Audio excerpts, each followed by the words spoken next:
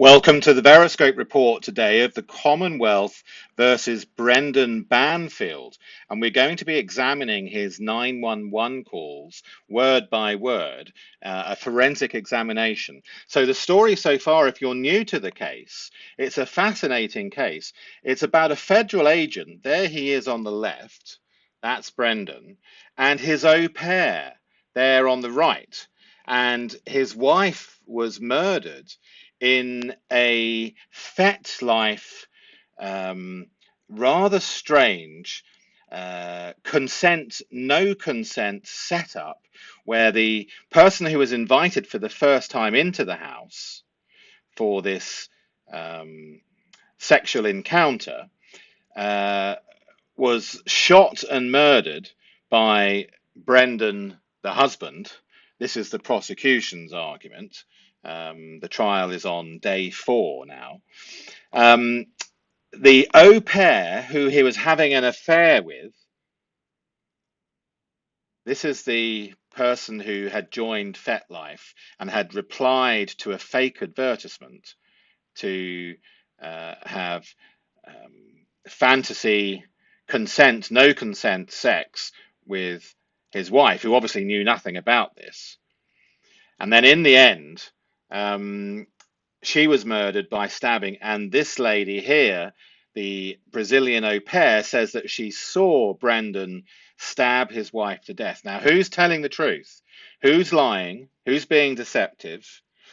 She's been given time served, and then she can return to Brazil. So she's willing to say absolutely anything.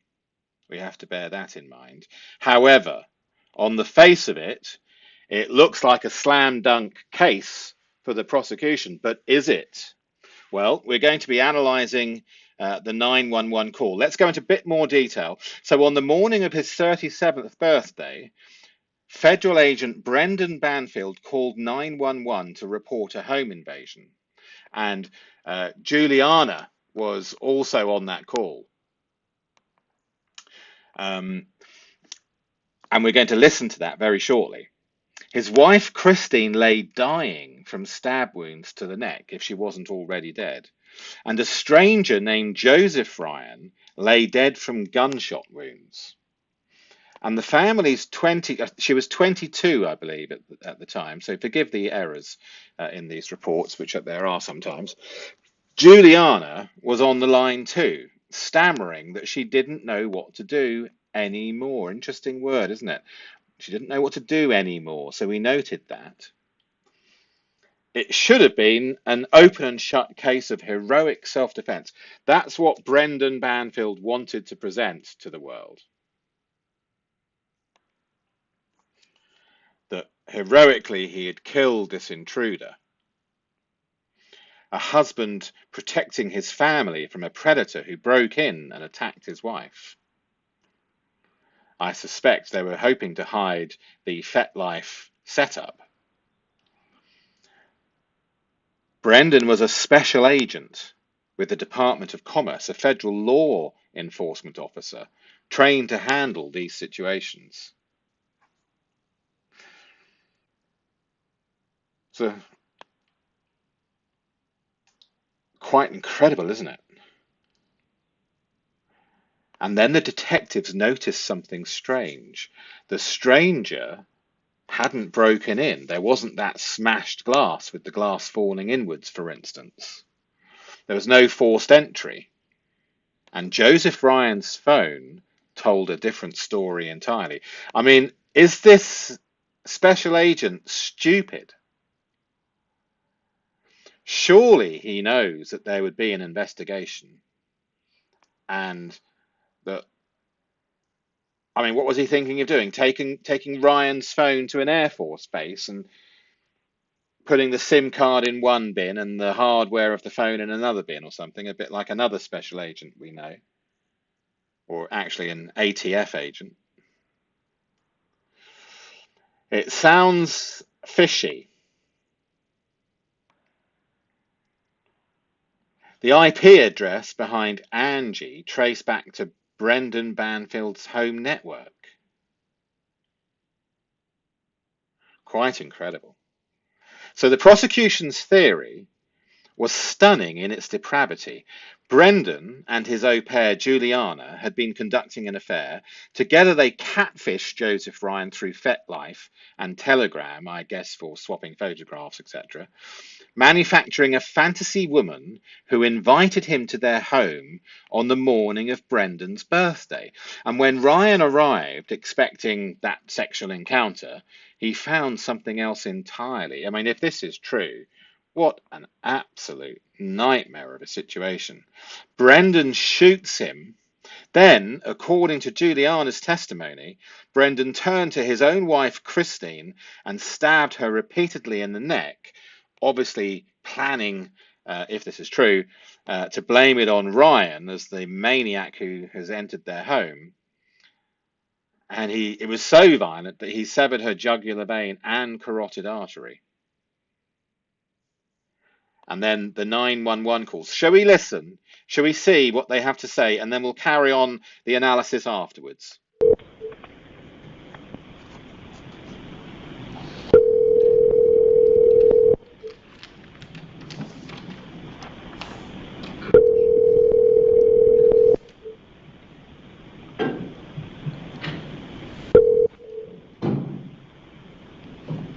Please leave your message for 57142621112.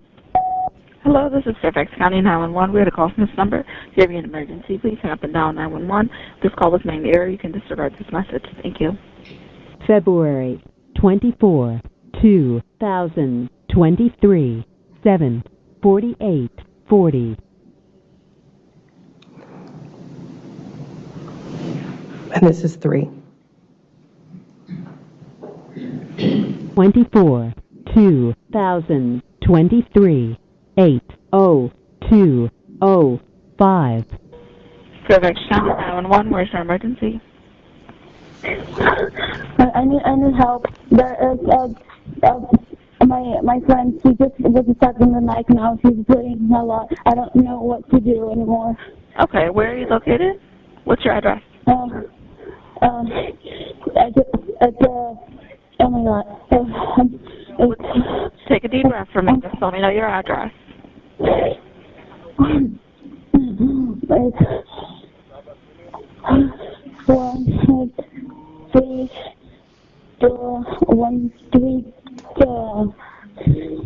Okay, 13. Take a deep breath for me. You're on Stablebrook Way? Are you on Stablebrook Way? What's your house number? It's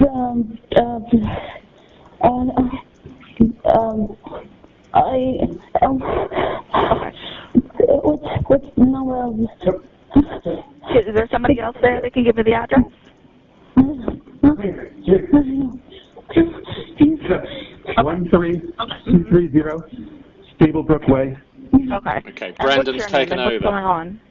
My name is Brendan Banfield. I'm a federal agent. This is my house. There's somebody here. I shot him. But he stabbed her. She's bleeding. She's got several marks on her neck. What do I do? Okay, so what I need you to do is apply direct pressure directly to where she's bleeding from, okay? And if it becomes soaked, just add more cloth to what is already there. How old is the person? I don't know. The person that's bleeding? 37. Okay.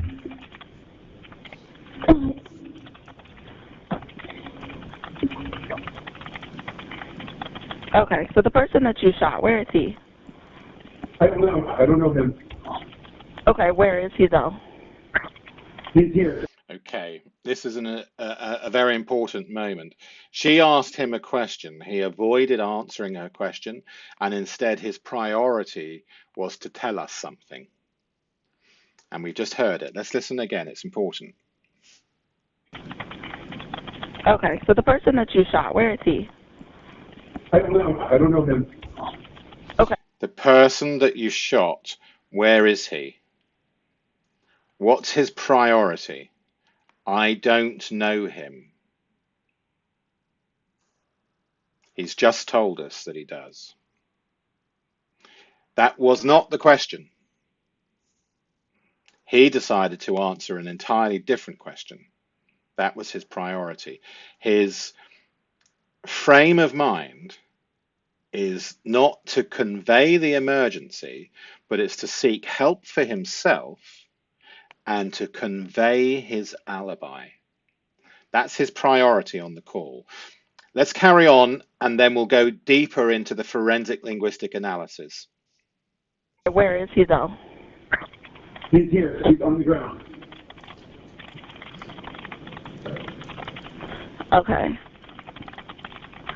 Okay. And the person that he stabbed, where are they now? Are they still in the hospital?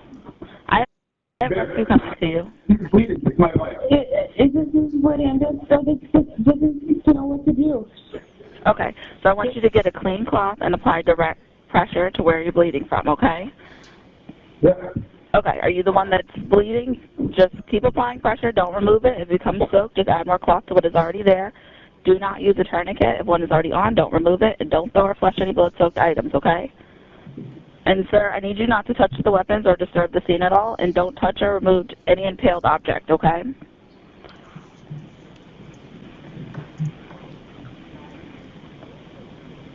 Sir, hello?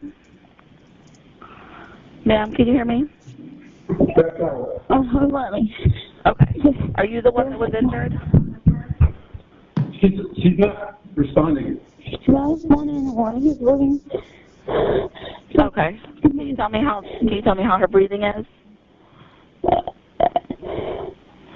I just how her breathing is. She's heart's still beating. She's Okay. still breathing. Okay. Just keep applying pressure to where she's bleeding from and just put her on her side, okay? On her side? Yeah, on her side. You said she's breathing normally. She's just not responding to you? She's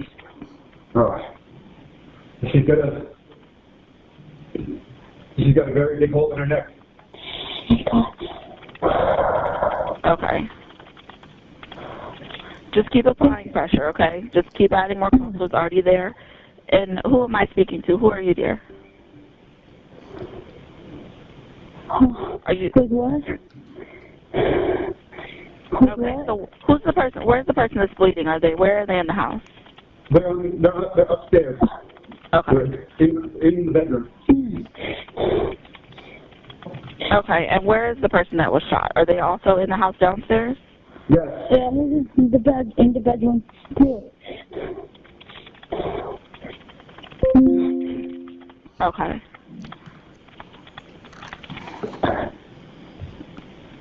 Okay.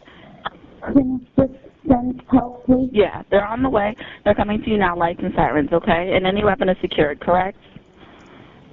Again? Any weapon is secured? I have the weapon. Okay, can you just leave it where it is? Yeah. Okay.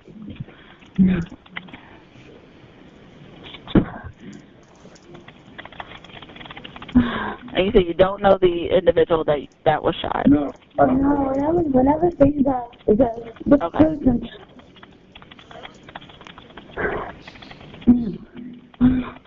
And sir, where are you? Are you taking care of the person upstairs? I'm trying. I was trying, but Okay. it's just so.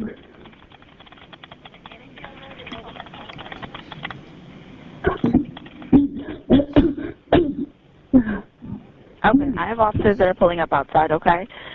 So just make sure the weapon is placed where it is and it's secure, and just keep applying pressure. And make sure your door is unlocked. Can we make sure that's done? All right. Okay.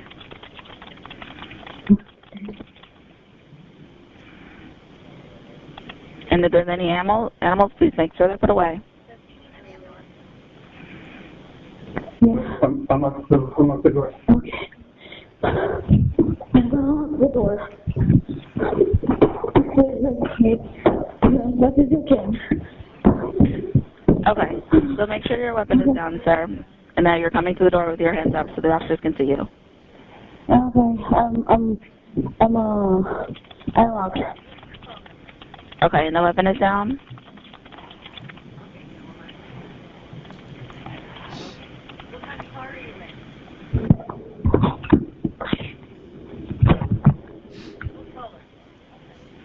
Are you there?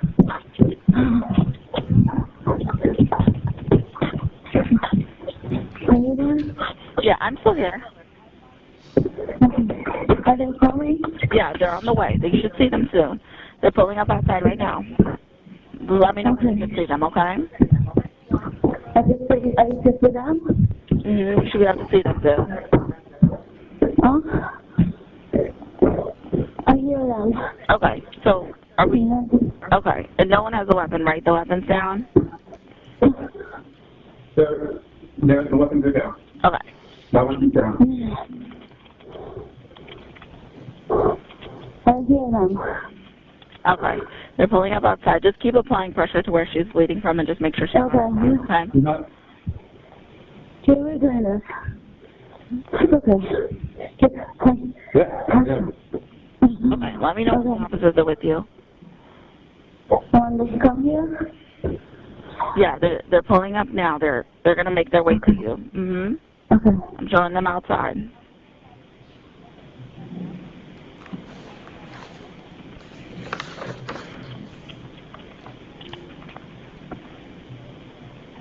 I'm here. They're here. They can come in. I'll go ahead and disconnect with you. Speak, please, okay? Come in. You guys. It's right here. Where's it going at? We need help. Where's it going at? It's up here. Right here, on the bed. He's in the house with you.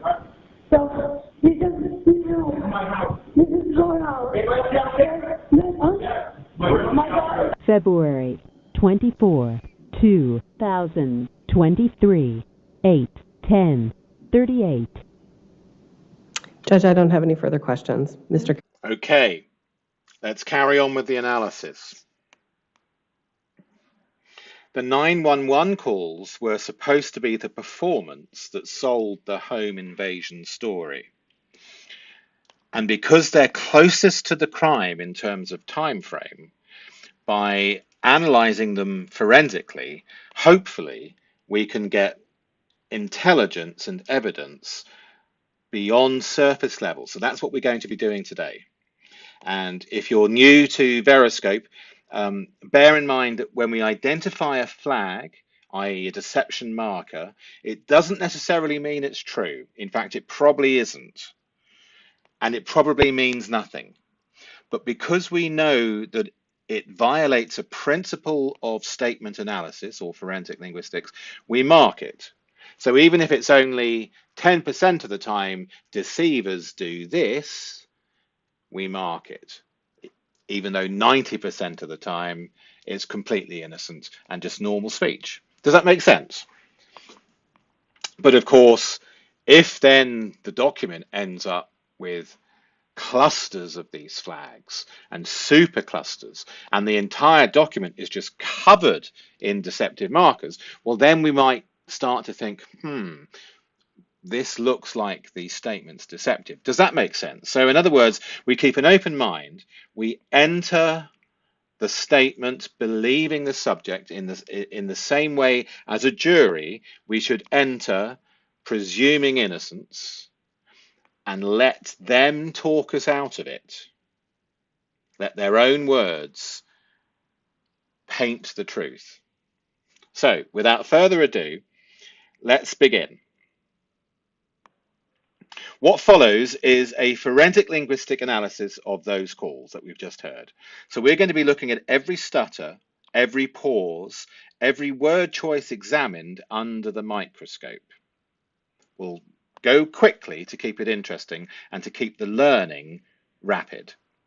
Don't forget, if you see any value in this Veriscope video and it's the first one you've seen, or you just haven't yet subscribed, please do. I know I keep reminding, but only 2% of people have subscribed that have viewed. Isn't that strange? But if you ask people to subscribe, that doubles to 4%. That's probably why all these YouTubers annoy us all with this constant subscribe. Anyway, I've joined in. You can't ignore 100% difference in performance, can you? It would be very much appreciated if you do. Put it that way. Thank you if you do. So why did Juliana say she didn't know what to do anymore? a word that reveals prior duration. Did you notice that she said, I don't know what to do anymore?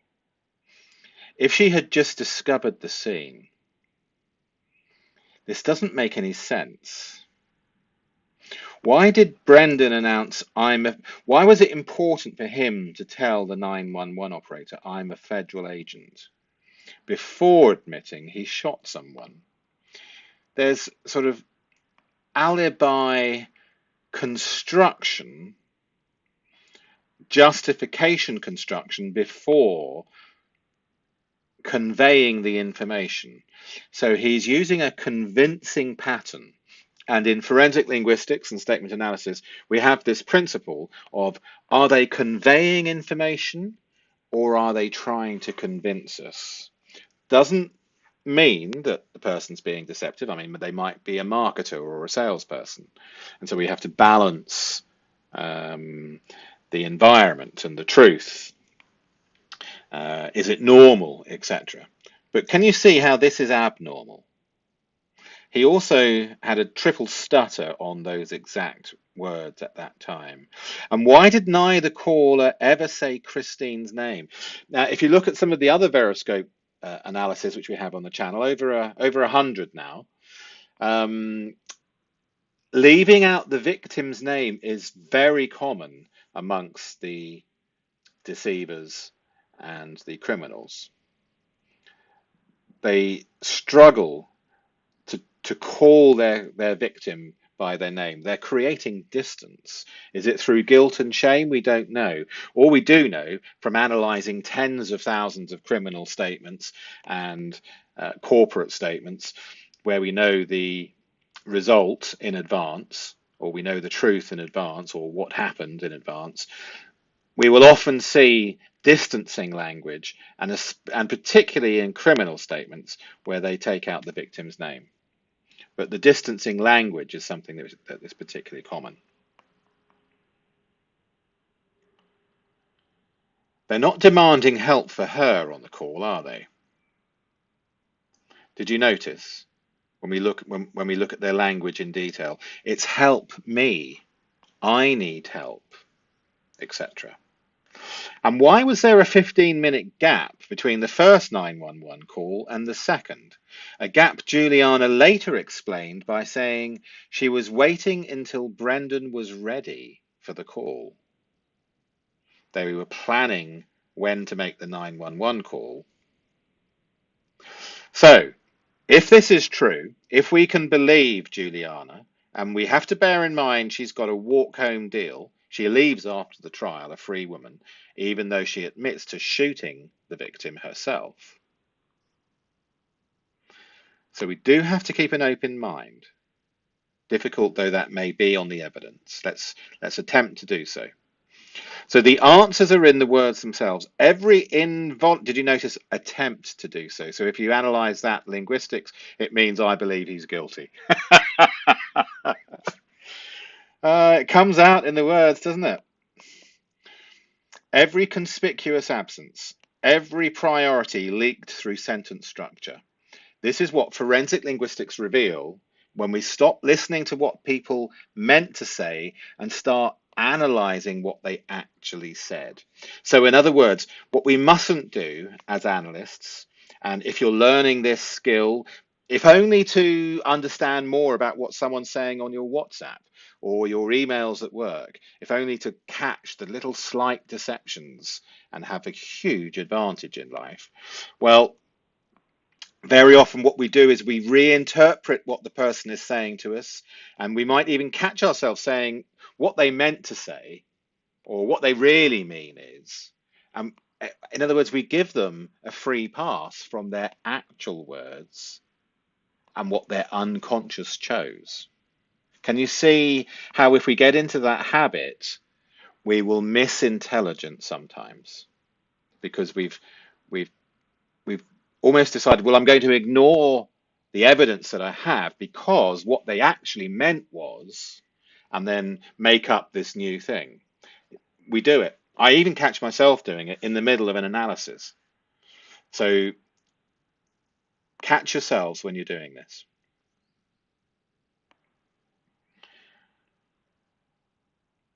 So the analysis draws from two separate evidence streams. We've got the day's trial, which we've just looked at. So that was day one. And then later in day one, we hear her. So we have the 911 call evidence, which we're going to be examining. And then we have trial testimony. And on day one of the trial, where the 911 call and the day one of the trial testimony interact, we've separated it out to make it easy. So what have we got? We've got convergent self-focus. Both callers. Oh, by the way, the FBI have a list of, because they've studied thousands of these 911 calls, knowing the result in advance, and there's a list of things that fraudulent or guilty callers do who are involved in the crime or know more than they're saying, versus the genuine, innocent 911 call. But bear in mind, these are only percentages.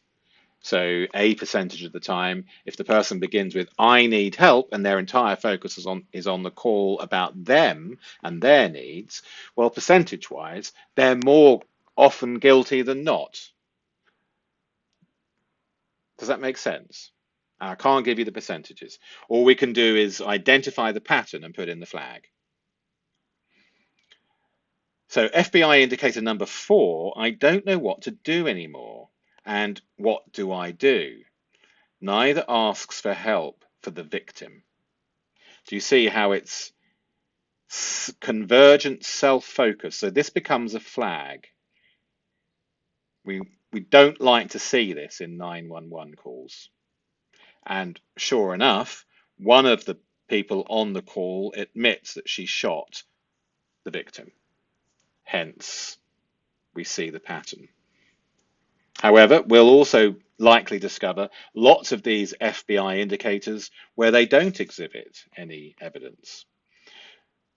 We have controlled timing from the testimony versus the call. Call 1 aborted on, apparently, according to the Juliana, the Brazilian au pair, there was a signal, and call 3 was placed when they were ready to make the 911 call. And there's a 15-minute gap. So in other words, there's scene preparation, discussing what are you going to say? Okay, you say this and you say that. Okay, I say this. So they're preparing. The first call, they put the phone down. Then 911 called back and it went to answer machine. 15-minute gap, and then they make the 911 call again. The any more leak, which we've discussed already, Juliana's involuntary word reveals confusion existed for a prior period, validating the 15-minute gap. That's why we see any more. She doesn't know what to do anymore because they had planned the call. They had planned the murder, according to Juliana, but now it's all happened and she doesn't know what to do anymore. So that makes sense, doesn't it? Then we have the credential deployment. Brendan inserts federal agent into the call unrequested before admitting he shot someone. His priority of communicating information put this before. This is saying, hey, I'm not like other people who shoot people. I'm a federal agent and I've shot someone. So don't go thinking anything. Do you see? That's why this became in advance of admitting what the problem is on the call. And we have triple stuttering to boot, cognitive overload as he delivers his communication. We have zero victim focus. Neither caller uses her name. He doesn't say my wife. Nobody's ever demanding that they arrive more quickly and save her. We're not seeing victim-centered calls. So in goes the flag. And we have stutter clustering. Brendan, 7 opening stutters cluster at credential deployment, shooting admission, and victim description. So the bottom line, the linguistic patterns in these 911 calls are consistent with coordination between the callers and inconsistent with genuine emergency discovery. Juliana's own testimony later on, after the call was played in the court, and she talks about they were signaling each other for when they were ready to make the call, and it validates what the linguistic analysis reveals. So, linguistically, it supports Juliana's testimony. Let's have a look at the call timeline overview and some case context here. Brendan Banfield's birthday. Call 1 is only 7 seconds. Juliana calls, she hears the dispatcher, that she hangs up, and then 911 call back straight away, but there's no answer, it goes to voicemail. And then we just listen to that 8-minute main call once Brendan was ready to make the call. So this isn't urgency with his wife dying. There's this 15-minute gap between the calls. This is factual evidence.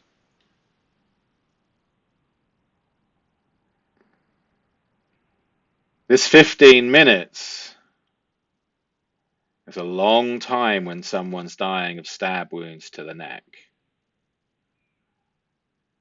Only when he's ready does he make this call.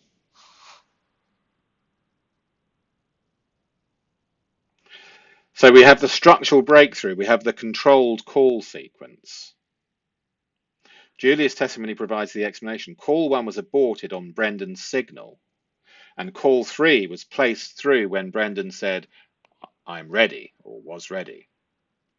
So these words, signal and ready, they're coordination language which Juliana uses, not the language of emergency. Here we have the hang up. I didn't play this part because it's just a call and a hang up.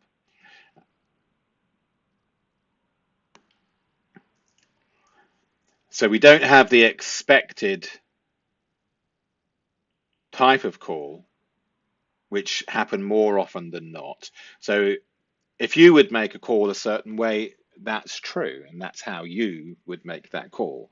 But when we look at 100,000 calls, percentage-wise, you'll be at a certain point on the graph, but the majority who are deceptive and who are lying and who are guilty will, the majority of those will not be in the same point of the graph as you. Does that make sense? Because you're not guilty. You haven't committed a murder. You would make the 911 call in a different way because you're innocent.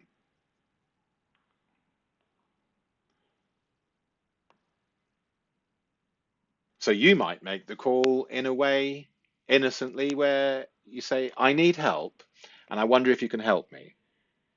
And you'd be still innocent, just because we would put in a flag that a percentage of callers who talk about their needs rather than the victim's needs. Do you see?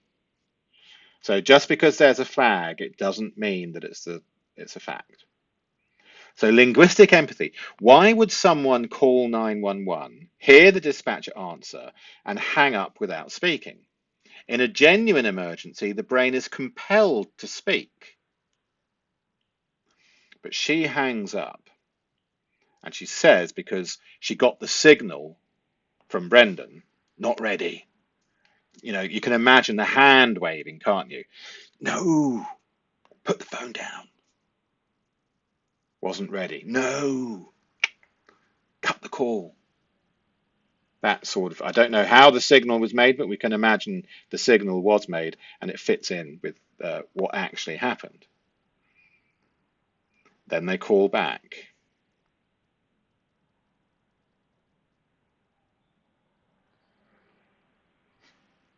Signal proves we have communication protocols. Both knew the plan.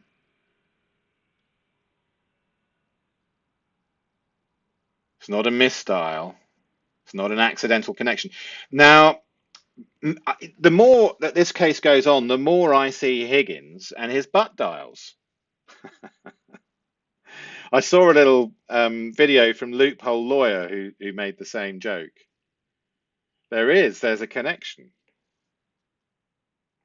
And thanks, by the way, Loophole Lawyer, for giving me a shout out. That was very much appreciated. I got a couple of hundred extra subscribers that day from your shout out, so that it is very much appreciated. Thank you. Just shows the power of sharing. Do share the video if you have social media. You can share clips or the whole thing or a link. You're more than welcome. The presence of a signal system proves coordination existed before the events. So whatever that signal was that they'd made together, or maybe it was just a panic. No, cut the call, cut the call. Who knows? And then we have the call back, and they ignored it, completely ignored it because they weren't ready.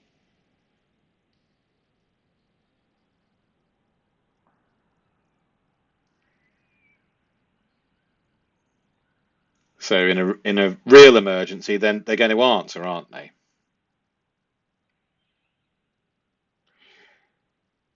So although this trial is it's on day 4 now, I might do an analysis where we give a summary of the entire trial, if that might be helpful to those who are new to the trial. Saves you watching the 4 days, doesn't it? But just from this evidence on the calls, I think we're seeing extremely strong evidence that he is involved. We know Juliana is involved because she admits shooting herself. And we know, I think, that he's involved. But is he going to come up with the defense to say that he didn't know? I don't know what his defense is going to be. It's going to be interesting. In her trial testimony, Juliana tells us that Brendan was stabbing her.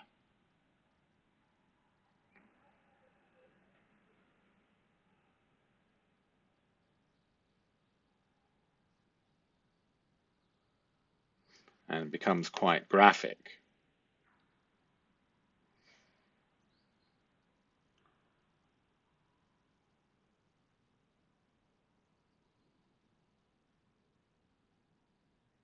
So the 15-minute gap which we've been talking about, we learn that this was for completing the stabbing of Christine with multiple neck wounds, staging the scene where there is blood transfer from Christine to Joe, isolating Juliana, get towels, she's told. She's told to go and get towels. She was sent away. Is this when the true horror of the murder was happening and she's sent to get towels? Perhaps he was ashamed. He couldn't stand her looking. He couldn't stand being watched kill his wife. She's sent away.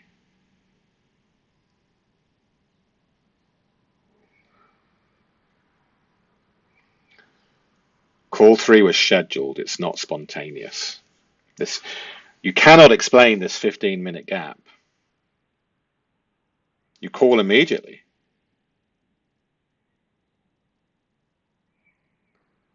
So, linguistic empathy wise, compare the 2 call timings. In a genuine emergency timeline, we don't have gaps, we don't have preparations, we don't have ready signals, we don't have aborted calls, we don't have calls going to voicemail, and then 15 minutes later, when you're finally ready, calling 911. It's inconsistent. There is no possibility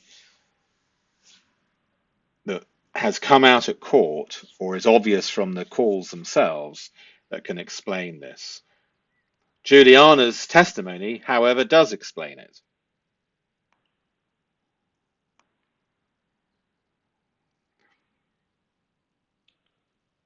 Juliana says, I need help there.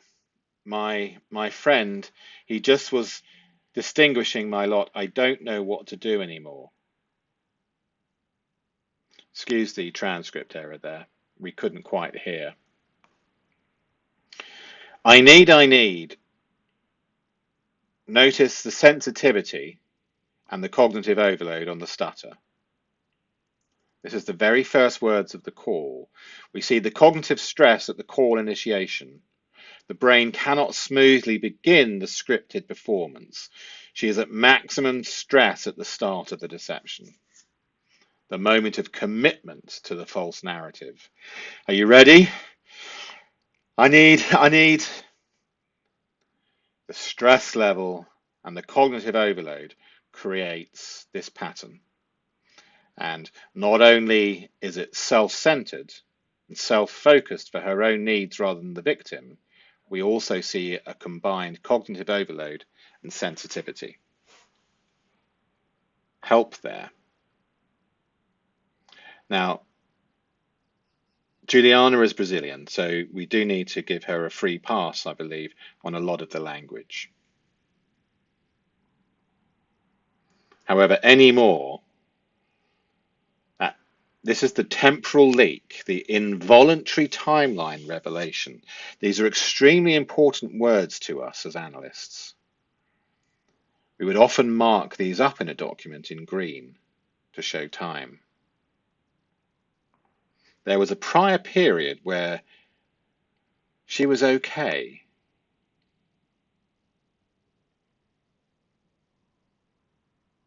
But now she's not.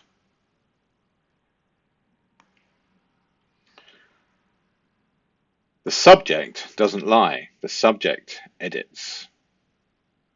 Juliana's brain could have said, I don't know what to do.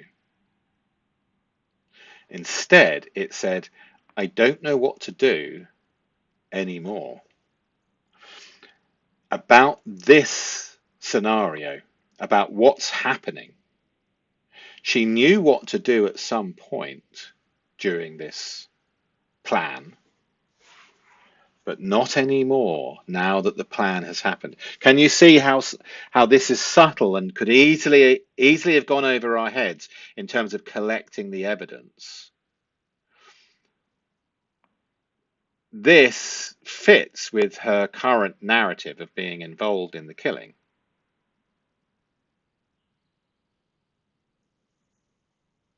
The addition of anymore is not editing in her mind, it's involuntary inclusion. Her brain accurately reported the temporal reality. She has been in a state of confusion for a period of time, specifically since the events began 15 plus minutes ago. The single word validates the timeline. She knew what to do before the actual events because she had been involved, she tells us, in the planning of it all. And if she was genuinely discovering the true emergency in an innocent way, knowing nothing of any plan, now she would say, I don't know what to do, because that's present discovery. And the anymore gives it away from the unconscious. It reveals prior duration of knowing what to do. Can you see the problem? And this is the very subtle art of forensic linguistics in a murder trial. In this case, the witness has admitted it. But imagine if they were both saying that they're innocent, and we pick up this little error, this little linguistic error. Imagine there was no evidence other than we just had this, where we would suspect our radars would be turned on. If we were Columbo, this is the equivalent of a cigarette being in the ashtray with some lipstick around it that he picks up, puts in the bag to give to the lab boys.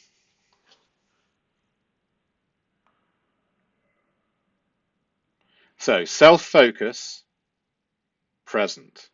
Indicator number 4.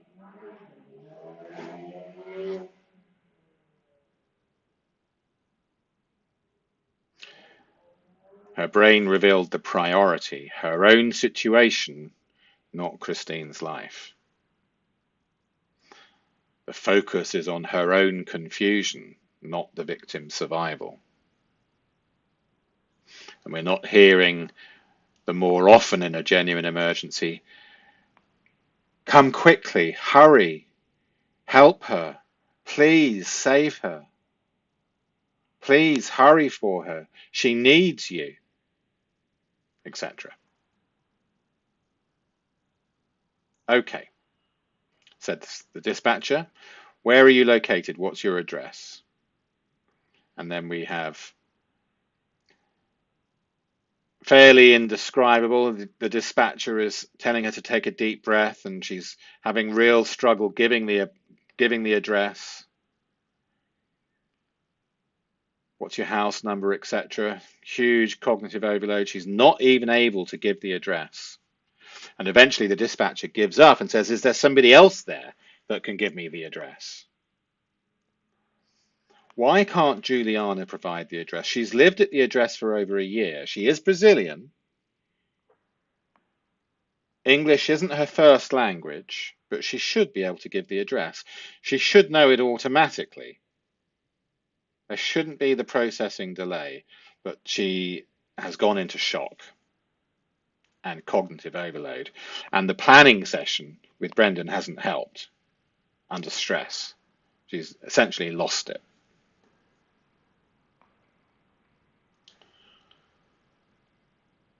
She's having trouble maintaining the false narrative. She has to monitor what's being said. She has to anticipate the next questions. She's managing the horror, the emotional experience. She's processing what she's just witnessed, suppressing the truth about her own involvement, full of fear, full of questions, full of worry. Now she's being asked questions, and there's only so much compute available at 20 hertz in the human brain that we have cognitive overload. She's unable to answer a simple question of what's the address. She's 1, 2, can't breathe, 2, she's stuck. So the dispatcher gets annoyed. Is there somebody else there that can give me the address, she says. I need, opening plea. So we have cognitive stress right at the beginning of the call. And then the stress carries on, including not being able to give the address. Brendan, who's been earwigging on the other line, he takes over. He doesn't need to be put on the phone and for the dispatcher to ask the question. He's on the other line earwigging. He takes over, giving that away. So they were planning it, and now they're sitting there together, both on the phone, both listening to the call, with Brendan pretending he's not there. And suddenly he is. 13230 Stablebrook Way, he says. No hesitation. In contrast, Juliana couldn't retrieve it despite living there for over a year. So the significance. Brendan's cognitive load is different. He is executing his plan. He knows his lines. The address is part of the scripted delivery. He's an agent. He's more used to this. He's just been involved in the murder and the killing, but he's able to perform. The opening statement. And so the dispatcher says, okay, and what's your name and what's going on? And Brendan says, my name is. Notice the same cognitive overload pattern, however. After the address has been given, and which he heard from earwigging, dived in and answered it, now he's given a brand new question. So it's introducing more stress, because look at this difficult question. What's going on? This is uncontaminated. This is a good dispatcher. What's going on? Great question. It's caused this response. My name is, excuse the error here, Brendan Banfield. I'm a federal agent. Okay, so what's going on has absolutely rocked him. This is the sort of question, when you're guilty, that's extremely difficult to answer because it's very vague. Look at the result. This is classic deception, isn't it? If you've heard the pattern or seen the pattern before, sensitivity, cognitive overload, name delivered. I'm a federal agent. He struggles to get this out because it's in the incorrect order. It's the wrong priority. The priority is not Christine. The priority is establishing the fact that he shot somebody, but it's okay. I'm a federal agent. This is my house. This again is part of this construction of it's okay. I'm a federal agent. This is my house. There's somebody. Cognitive overload. Look at the pattern. This is consistent with deception, by the way. If you're new to forensic linguistics, this is the first time you've seen it. Of course, you won't recognize this pattern because it's the first time you've seen it. But for those who have watched a few Veroscope videos, they'll be saying to themselves, this is obviously deceptive because I've seen this pattern on 25 different Veroscope videos already. It's that French accent. Can you see it? But. Oh dear. But. He stabbed her. But he stabbed her. Look at this word but. But he stabbed her. So, not me, but he. Interesting, isn't it? She's bleeding. She's got several marks. Minimization, distancing. This is highly distanced from the violence which has just been perpetrated. She has some marks on her neck. Can you see how this is very alarming and deceptive? This is blatantly not true. But he is minimizing the violence and the attack. What do I do?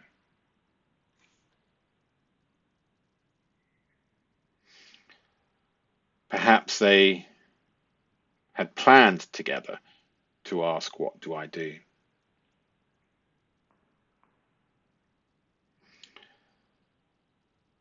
So my name is Brendan Banfield. This is good. This is correct.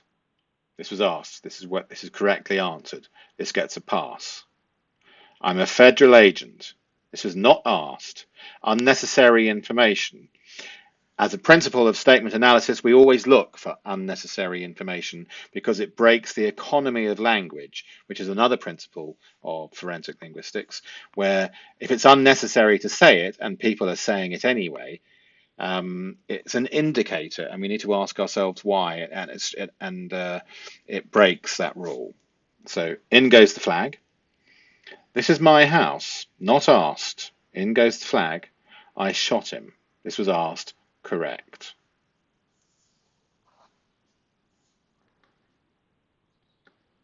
So, with linguistic empathy, Why does Brendan deploy federal agent before explaining the emergency?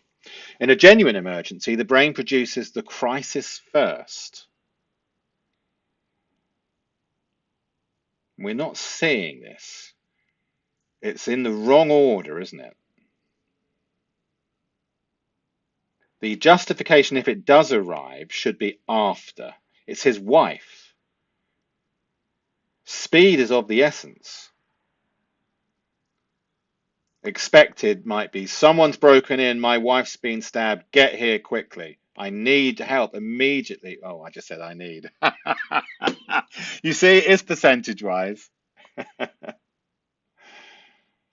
I'm a federal agent. This is my house.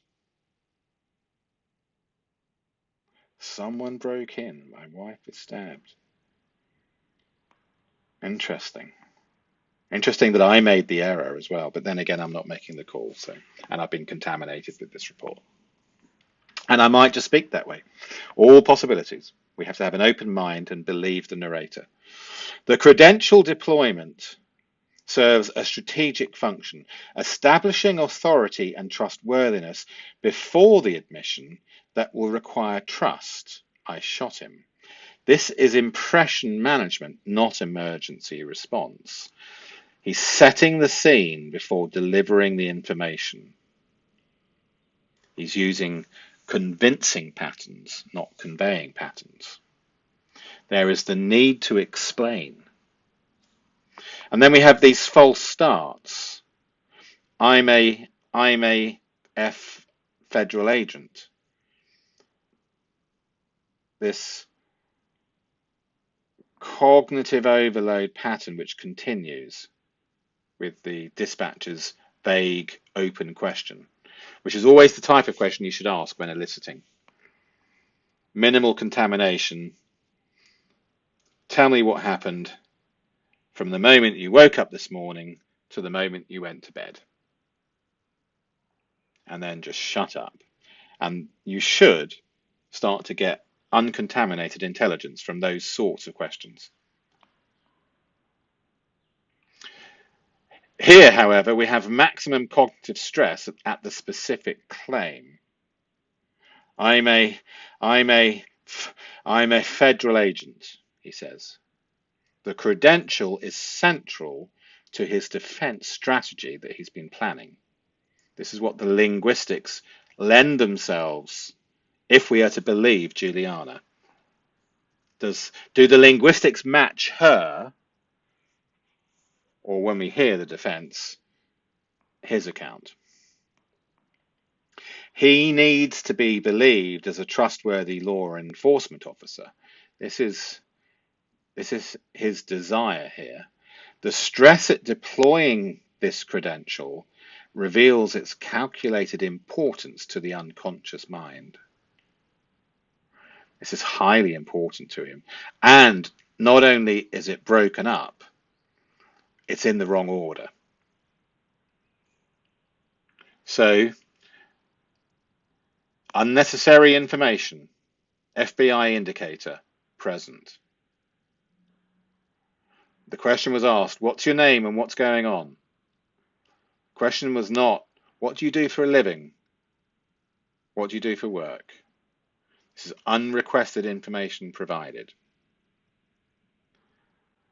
So, pattern breakdown.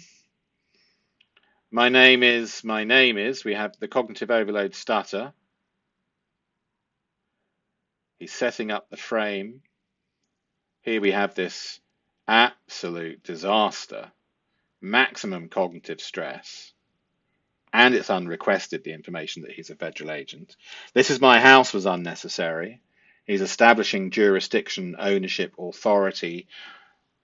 There's a need for this to happen in his unconscious, which is to do with this authority establishment, jurisdiction establishment, ownership establishment. There's somebody here. Somebody. Okay, so I thought this was a murderer and someone's broken in and they're a serial killer, who knows? But according to you, it's just somebody. Yeah, there's somebody here. And in fact, there's somebody there. Oh no, there is somebody here.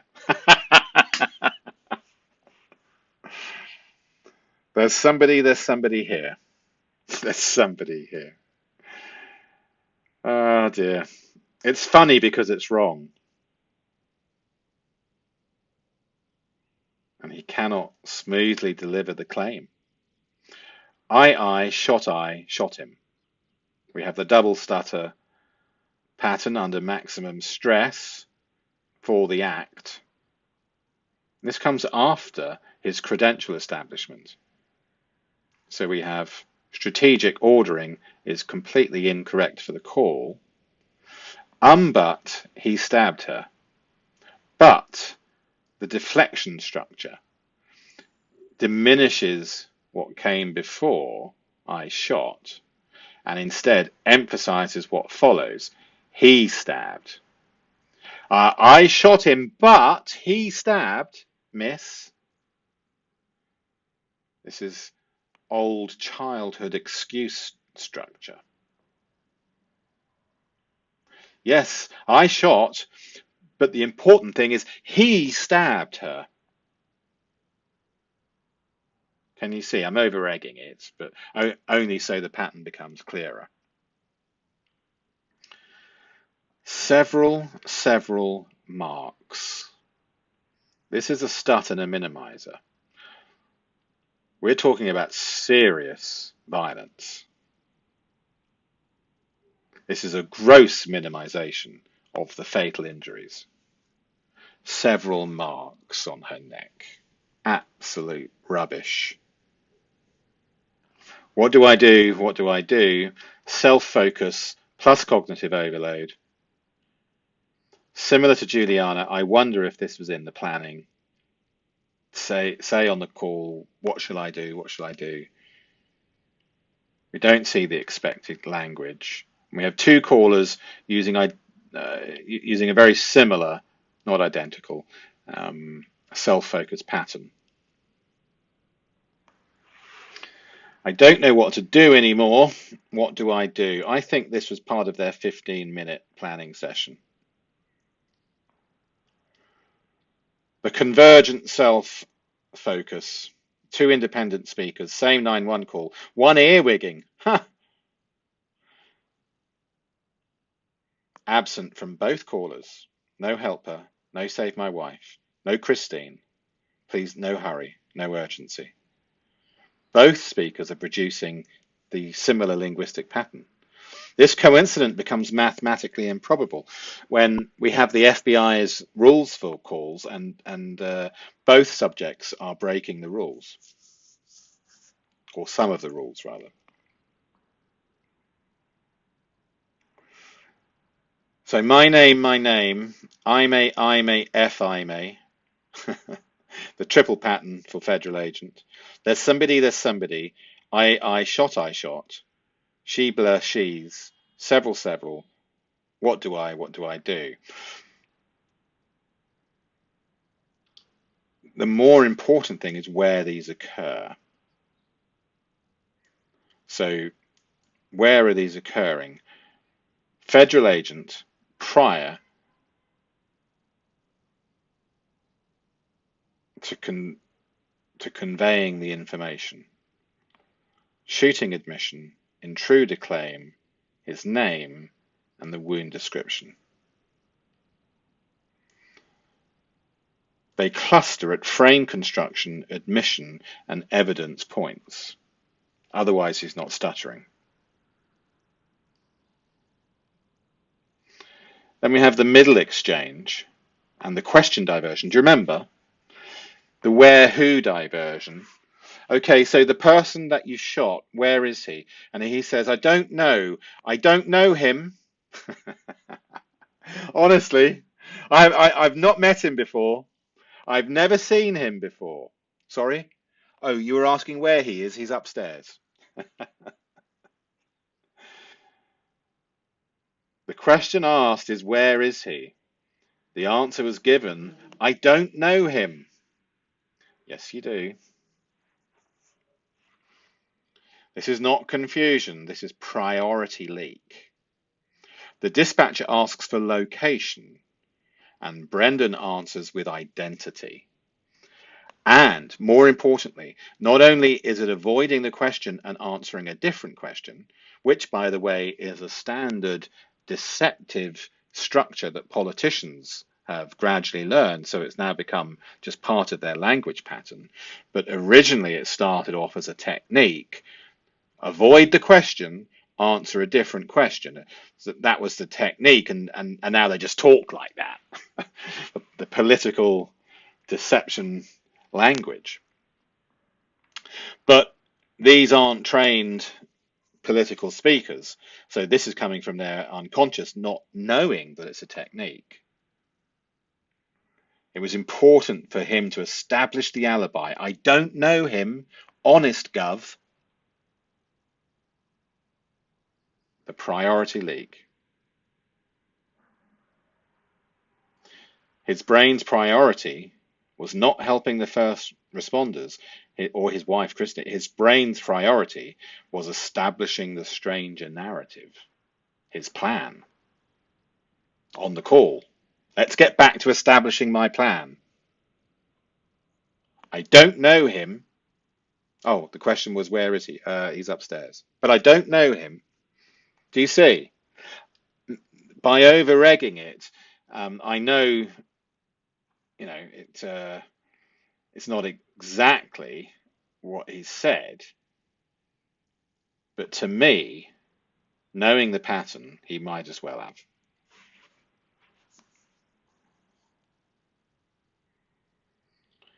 So, question unanswered and diverted, present. FBI indicator. Where is he? I don't know him.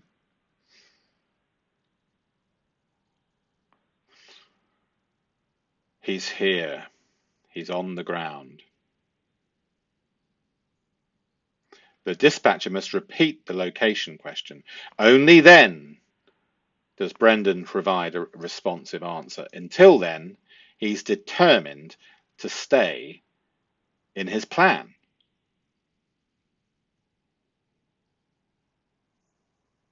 The marks escalates to a hole. She's got several marks on her neck, and then it escalated later. She's got a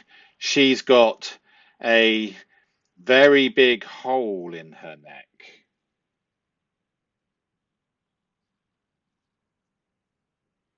So it goes from minimized to dramatic. The medical reality, multiple sharp force injuries, stabs wounds to the jugular vein, carotid artery, larynx, etc. Basically, serious attack, extreme violence.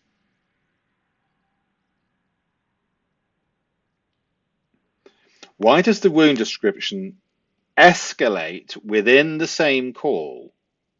First call description, several marks, gross minimization, and then he moves on to very big hole. And this is escalation when the dispatcher's questions suggest more seriousness is needed. So the pattern, we have narrative calibration in real time. Did you notice that? It started as protecting himself, minimizing the victim's wounds, and escalates when it felt insufficient. But note, hole is still not stab wounds. Now, we do need to think, this is his wife, so there are other reasons for minimization, with shock and horror and not wanting to believe it, etc. We do have to balance that.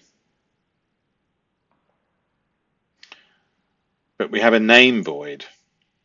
Christine is never mentioned. She has left, like Elvis, the statement. She's gone. Christine has left. We aren't seeing what we hope to see on an innocent 911 call. Christine, at best, has turned into she. And it's so common. If you want to see good examples of victims disappearing in the narrative, go and look at some of the Jen Soto Veriscope analysis on the channel. And she's unable to mention her daughter's name at all.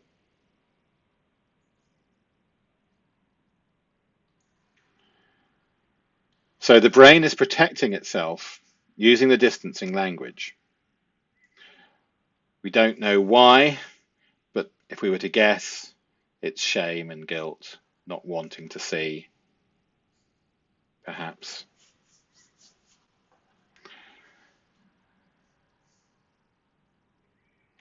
And then we have the ending sequence.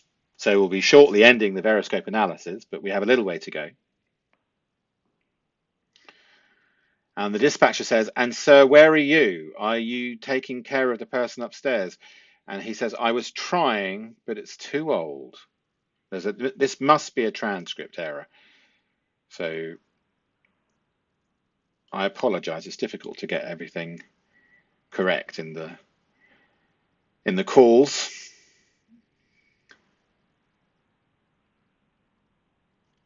And then we heard all of this, didn't we? Make sure the weapon is down. So we're not getting too much intelligence from this part of the call in comparison.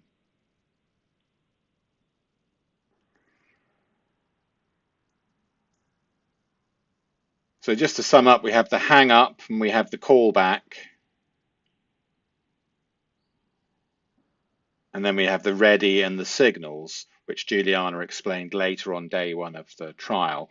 But the towels were something which we haven't discussed so far. We touched on it very briefly at the beginning. Brendan told me to get towels while he was stabbing Christine. And I thought that that could be shame, didn't I? And guilt and not wanting to be observed whilst this extreme violence was going on. Was it personal? He wanted to be alone with his wife at the time.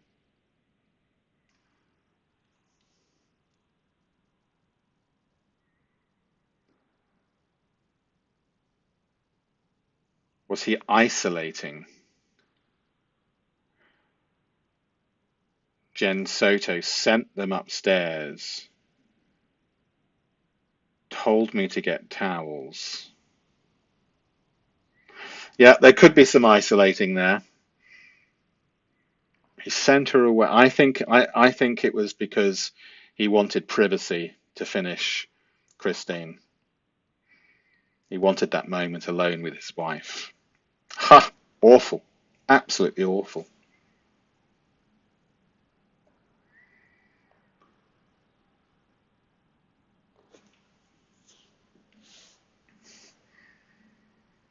Okay.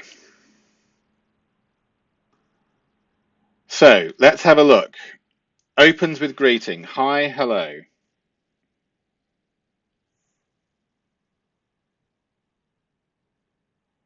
So they get a tick here, although we say it's absent. This is actually a positive.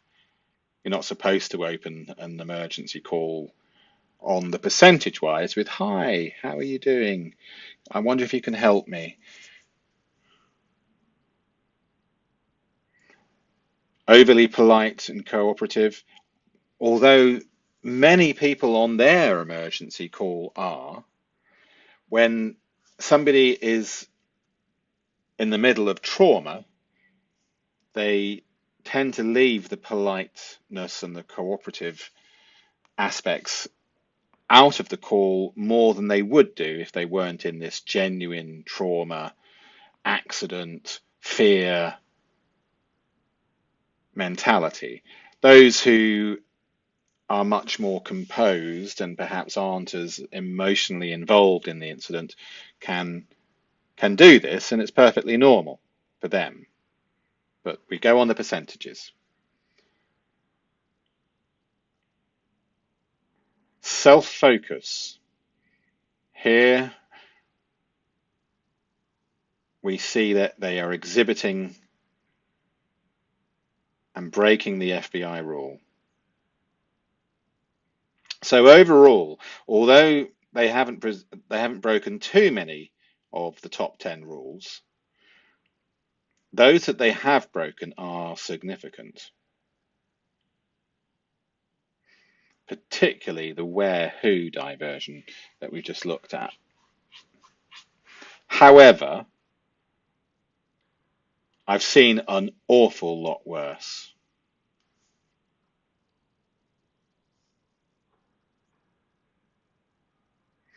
And they actually get ticks in some, in fact, the majority of the others. However,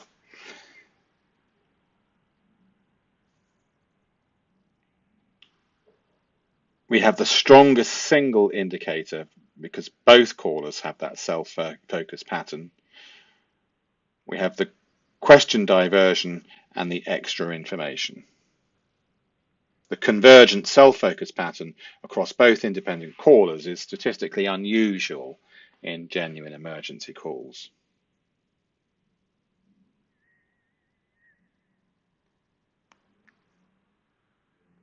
The cognitive overload element,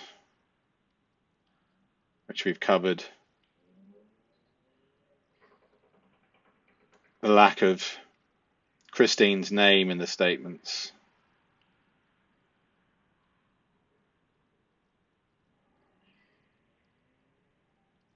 we have the convergence of the patterns which we have discovered. I don't know what to do anymore. Brendan, also, what do I do? Juliana cannot provide the address. Brendan does the where-who diversion. Extreme cognitive overload. The common pattern of not caring for the victim. The common pattern for not being able to introduce Christine's name.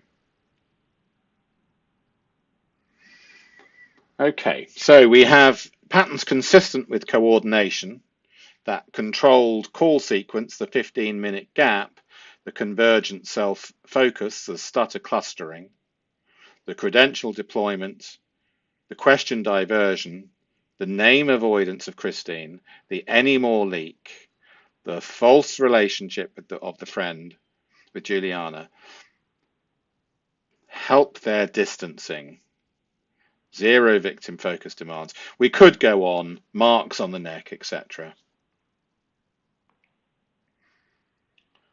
Patterns inconsistent with guilty knowledge. No early death acceptance. No greeting, no apologies, no victim blaming. So it's not a slam dunk, but we do have deceptive markers.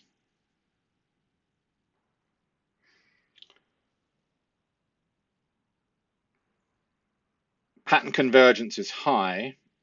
We don't really have alternative explanations. Later in the testimony, the linguistics are validated, and it's consistent with the linguistics. Juliana's testimony on day 1 and 911 call are consistent. Confidence level is high.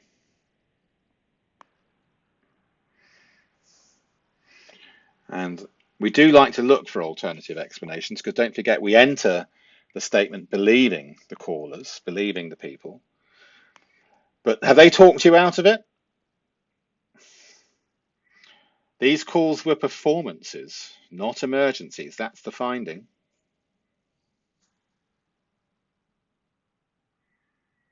The linguistic patterns in these 911 calls are consistent with coordination between the callers and inconsistent with genuine emergency discovery.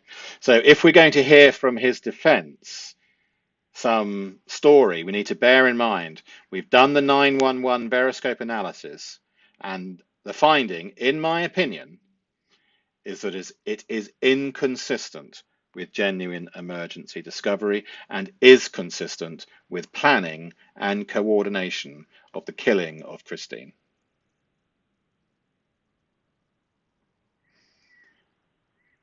And we have the convergence of the evidence. Now, A disclaimer for all of the Veriscope analysis: it's only investigative intelligence. It's not guilt, obviously. That's the domain of the courts. We can't determine guilt. We can only point out the patterns in the language. Okay, so that brings us to the end of Veriscope today. I hope you did enjoy it. And although I've asked 3 or 4 times already, please do subscribe. My subscribe numbers are extremely low percentage-wise, and so YouTube send me a note to that effect. They say less people are subscribing than average.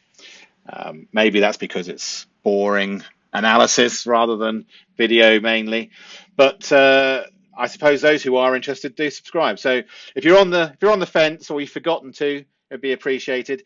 Do comment. There's so much to comment and discover about. I'll try and do a summary of the 4 days of trial to bring everyone up to speed. I think that will help with any further analysis that we do. And tell me what you think. Do share. Don't forget. Put this into Reddit and Facebook groups. Do feel free to cut and paste, share clips, or share the entire address. Okay, chat to you in the comments.